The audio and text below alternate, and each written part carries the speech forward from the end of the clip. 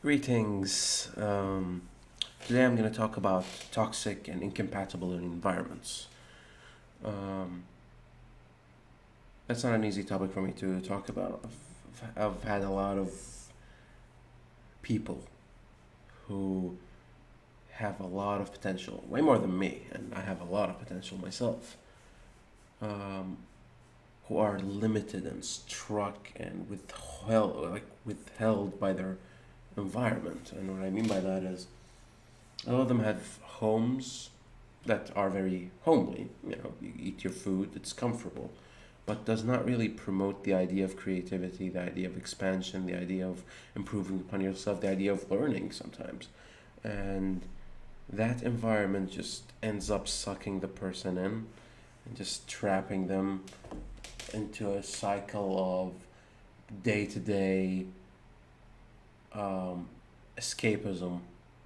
And this topic relates to many other topics that I've talked on before: passing the torch, death, people who live life with the pause button on. They're all related in that sense. But in this particular circumstance, it's the environment that does it, and the environment is toxic.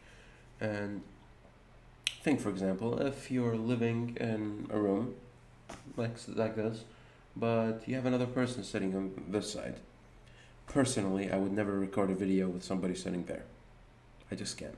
I would bring them in and maybe they can participate. And that way it would not feel bad for me. But I cannot go on creative endeavor while somebody else is around unless they're part of it. I can't. It wriggles my mind. I'd run. I'd go record in the sea, you know? At least that way it's open. Um, and so to me, an incompatible environment is, for my creativity, is an environment with a person there who is just looking at me as I'm doing something. I can't deal with it. To others it can be different, but it's the same concept. Now, a toxic environment is an environment that not only is incompatible, it stops you and actively discourages you from doing the things you want to do. um, as a simple example, like, all I can say is like a household that is filled with leeches. How do I describe this? Nobody does any math, so nobody does any calculations whenever they're buying anything. Therefore, everybody borrows from everybody, and nobody thinks ahead. Sounds toxic enough. Um, and a place like that, it's very hard for you to be like the middle brother, or the mid to low. If you're Especially if your eldest brother are dumbasses who can't do shit. In this household example, let's say there are four members, and they're male and female, and it starts male female, then male female, eldest to youngest, and um, you have a mom and you have a dad, and the first four members of the family, i.e., two parents and two of the siblings, are reckless spenders, and you have, call it being last bias, but as a last child, I've noticed that the last child has certain advantages when it comes to the brains, but whatever. Um, uh, Maybe because they observe more, maybe because they're the weakest whenever they're growing up, and so they have to compensate. Whatever. It's something like. It's a meme I have. Let, let's not justify it. Let's say the last two members of the family happen to be the smartest, just for argument's sake. Um, so you're them, and I'm the youngest child. Ignore the beard, and I'm looking around and I'm seeing the chaos that's around me. And let's say, okay, I'm a smart person and I'm good with numbers and all that, but I just want to sing or play the piano.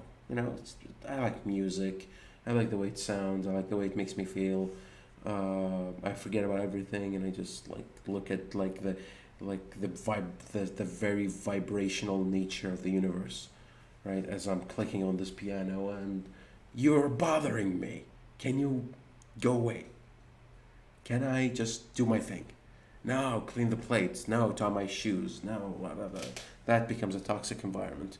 Doesn't sound very bad, compared to starving children in Africa and all that, but that's still toxic. And as far as I'm concerned, everything improves. So, um, it's very hard to get out of something like this, but I don't think it should stop you. I am a firm believer in that, you know, any step forward is a step forward. There's no, as long as you don't stop, you'll eventually get there. And I've lived my life with that motto, which is small steps lead to eventually being good at something. Just take your time, take it slow. Right now you can't do it fast, so later on you can do it. Just slowly get there, slowly get there.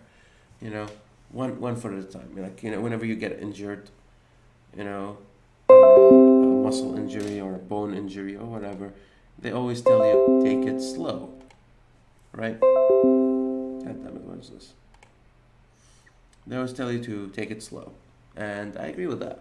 I'm a firm believer in that, and that's my advice to people. If you're in a toxic or an incompatible environment, do your best, take it slow, and try to get yourself out of that situation either by working on yourself and your own problems with the toxic environment or the incompatible environment, or by changing it, at least for uh, when you do your creative endeavor, whatever it is. So yeah, that's my 2 cents on the issue, and like, comment, subscribe, share, and all that, and I'll see you guys on the next one.